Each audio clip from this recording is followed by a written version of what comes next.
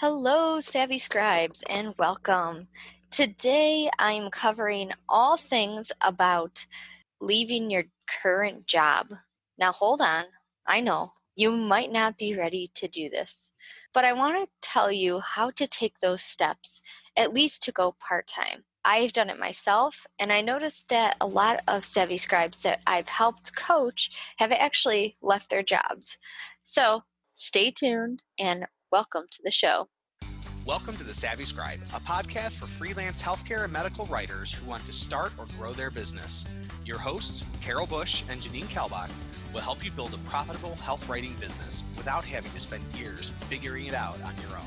Now, let's join the conversation. Hey there, Savvy Scribe. Thanks for tuning in today. I hope you're doing well.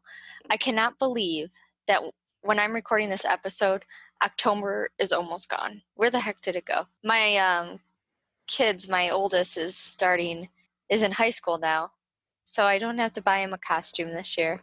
Happy but sad. I'm not sure how I feel about it. And my youngest is going to be the Hulk because he's 7 and he is the Hulk, right? At his 40 pounds. So, and myself, I'm not dressing up. I just go around and help them collect the candy. And then, like a good parent, sneak their candy while they're in bed or not looking. So let's dive into today's episode.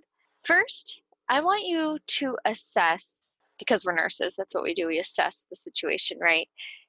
I want you to think about what is holding you back. Meaning, if you have a good amount of clients, you're making a good amount of money, whether you're replacing your income yet or you're making a pretty good side income, I want you to think about what is holding you back.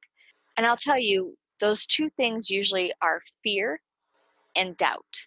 You go from a state of wanting to go part-time or freelance full-time, and you're stuck there. You want to do it, you want to do it, you want to do it. So instead, you end up actually working more than you did full-time because you're trying to make enough money to go part-time, but you haven't done it yet because you're still in that wanting phase.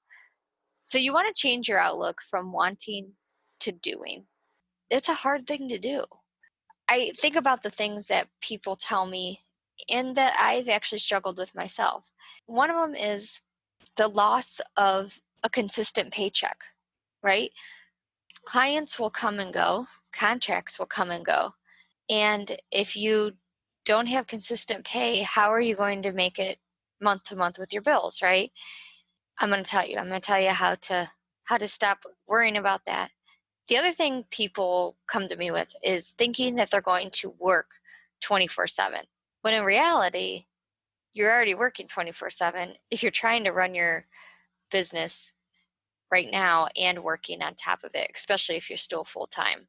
The biggest thing, probably number one, is the benefits, meaning PTO, time off, and sick leave, and medical insurance, which is a big one. I understand that. And I'm going to help you try to think alternatively of how to replace that without going broke, right? So the first thing I want you to think about is stop thinking like an employee. Tell yourself with an affirmation like, I can generate income with my business. You're doing it. If you're already stacking up clients, feeling like it's a feast or famine world, right? And maybe you're in a famine right now, and that's okay, but the feast will come. It always does. And I've been doing this since 2015, and there's cycles. A lot of people can pinpoint the cycles. I haven't been able to do that. Every time I think it's going to be slow, it ends up being busy. And usually has nothing to do with me. Sometimes I'm pitching, sometimes I'm not. It just depends on the companies or where they are in their content journey. The other thing I want you to think about is, what are you known for at your current job? Think about it. Think about the kind of nurse you are. Are people looking to you because you're the organized one? You prioritize easily. This isn't a struggle for you. You honestly sit there and don't understand how people can't do it.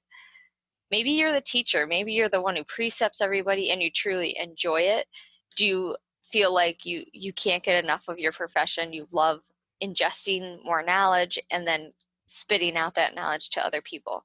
Are you the planner? Are you the one at work after a report, you sit there and you plan out your entire day, and if you lose that sheet, your day is shot? Maybe you're the leader. Maybe you are the charge nurse all the time or in an administrative role. These are great things to be. You don't have to be them all. Whatever area you shine, and it may not be the one that I just listed here, you want to take forth into your business.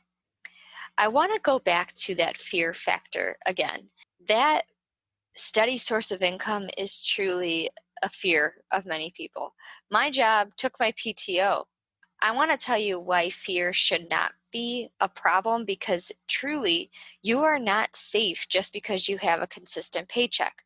For example, my job when I was full-time, whatever the hospital was going through some financial trouble, of course, we're healthcare business, right?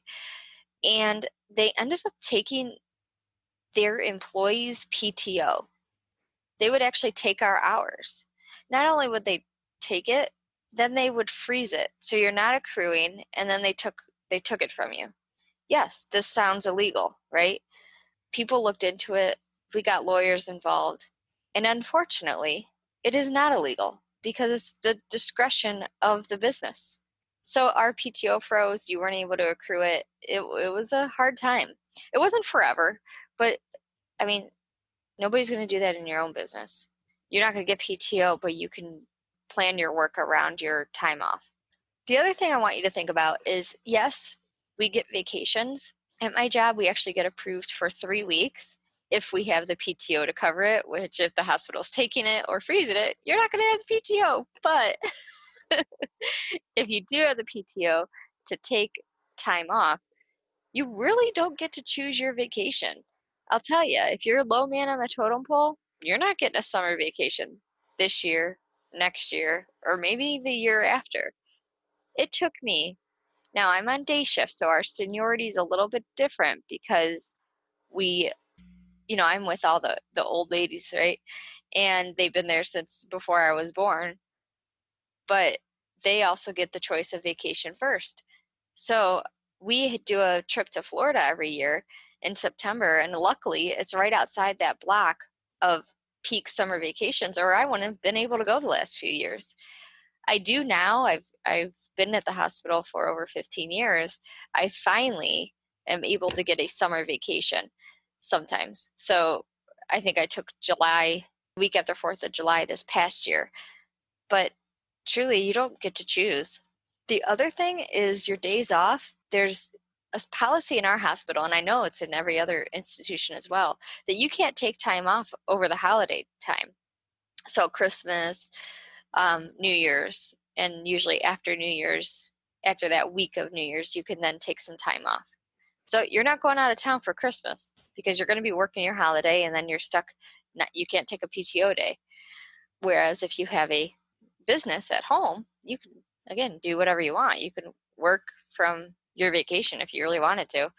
The other thing is when you work for a company and you have to call off because a kid is sick or you're sick or you have a crisis come up, you're getting penalized. You get points, and it's scary because you are then on the chopping block for being fired if you do that too much and over circumstances you may not be able to control, like a child being sick or any other crisis going on, yourself being sick.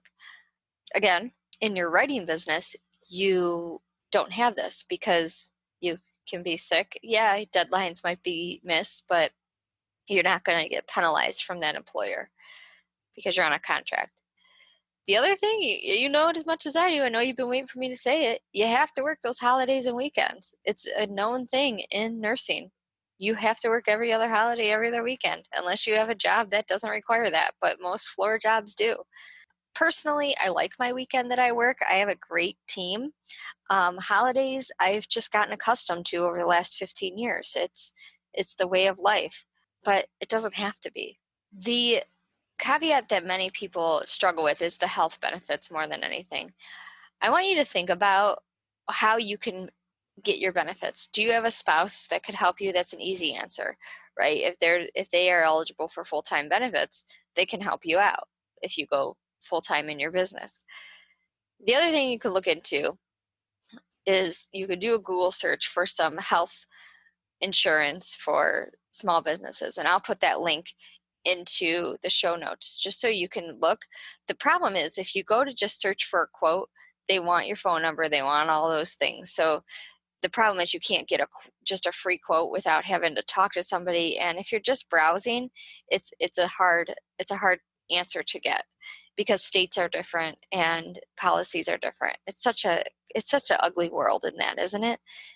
It's like car insurance, but a heck of a lot worse. So when you're starting to think about going full-time in your health writing business, I want you to think about other ways that you can make money. If you go back to those what are you known for tactics, think about what you like. If you're a teacher, if you fit in that teacher realm, that educator, you can develop a product like a course or coaching or something like that. If you are a person who likes to be organized or plan or whatever, you can offer content strategy services. So you can plan out other people's content. Think about affiliates, meaning if you are an affiliate of a certain product, if you like using certain products, you can put a link in your products and actually generate some money from it. Not millions, but it's just another little side thing because you don't want to just do writing, especially full time. You want to do some different types of writing and sell some different products because that's how you're going to keep your income up. Especially, you don't want to put all your eggs in one basket, as they say, because one of the eggs is going to fall out and break. That is a client that doesn't need you any longer for whatever reason, and at least you have a buffer until you can get another client on board. So I've come up with 6 tips about leaving your job and what you want to do to prepare yourself before you take the plunge. The first thing I want you to think about is reducing your current personal expenses and maybe business. Do an audit. Check your business expenses. Have you been spending money like it's water? Have you been buying this product and that product and course after course? And yeah, sometimes it is helpful to get those things, but truly look at what you're really spending and make sure you're not spending too much. As for life, look at what you might be saving. Do you have a long commute to work? Think about what you're spending on your car every year or the gas mileage. Think about the clothes. Maybe you are buying Scrubs all the time or those beautiful Dansko shoes that are expensive. Think about daycare expenses for a child that you might be accruing month to month, and that is not cheap. Think about living on one income. If you are married or living with a significant other that you guys could possibly get by with one income, think about living on that and your writing business being a buffer for now if you don't want to make it the full-time income provider. This will make you feel better because you'll be relying on the one income, and the other one, you need to have the mindset of making it a paycheck thing every month, but truly you don't have to depend on it. The next thing I want you to do is tackle any debt you might have. Look at your credit cards, look at your student loans. You might need to tackle that before you go part-time or even quit altogether the nursing job. So make sure you're tackling the debt. Look at what you have out there and start tackling it in a strategic manner. Get rid of those easy debts. If you have a outstanding $1,000 credit card bill, get that paid off and then move on to something bigger. Get a mentor. Use us. Go to Savvy Scribe Collective Facebook group. We have members in there that are full-time. What questions do you have? Post them. Send questions into the podcast group. You could email us at savvyscribes@gmail.com, and we will get back to you on any question you have, or you might even use it for the next podcast episode. There's a ton of free resources out there, you guys. You don't have to invest and invest and invest. I do agree that there is some sort of accountability if you do invest, if you're spending money on yourself, but don't feel like you need to buy every single product out there for writers. The next thing I want you to do is look at your client base right now Is there a way you can make them a retainer client? These are the clients you want. These are the people that you are contracting with for at least a year, 6 months to a year, and you are getting a generated income every single month. And this is something that you can then calculate out to see, am I making enough money to be able to leave my job? And I know you want a magic number for me. I may not have that because I don't know, one, what you're currently making in your job, and two, what you're looking to make in your writing business. So you really have to think about taxes. I would take out at least 20% of every client paycheck that you get to cover yourself for taxes and see, can you live on that amount? And know that your employer's benefits are truly just money. Think about it. Your healthcare benefits, it's money. We pay money to get them. You can get them outside there, your employer. They just pay money for you to get them. So you could pay money for that. PTO days, you can make your own PTO days if you want in your own writing business. They're just money. They're just a day of pay, right? Think about, can you pay yourself for not working one day? The other thing, retirement plans. Yeah, they might match things here and there, but sometimes it's better to do your own retirement plan depending on what you are looking to invest into. Thank you guys for listening. I hope these tips and these thoughts have brought you some clarity and not confusion, because moving into the full-time working from home business does bring some challenges. And you have to be prepared. You cannot just walk in there tomorrow and say that you quit. You can. People do it, but I don't think it's a safe way to go. Thanks for listening. Hope you guys have a wonderful, wonderful, wonderful day, and check in with us. Come on over to our Facebook group, the Savvy Scribe Collective, and learn more from each other. We'll see you in the group. Take care. Have a great day. Hi, everyone. Sorry to interrupt, but my mom wanted you to check out a tool called Acuity. Mom, what's Acuity? Well, Jim, Acuity is an online platform where you can schedule appointments with people. Mm-hmm. The reason I love it is because it works around my Google Calendar. And we know that you have a lot of things going on, right? Mm-hmm. Yeah, and so does the rest of our family. So we use Acuity to help us manage my clients for WriteRN and Savvy Scribe. So why don't you guys go check it out? It's bit.ly/SS Acuity. That's It'll a be wrap in the for show today's notes as well. episode of the Now Savvy back to the show. Scribe. Thank you so much for listening. If you enjoyed today's show, we'd love for you to subscribe and leave a review on iTunes or your favorite podcast app. Until next time.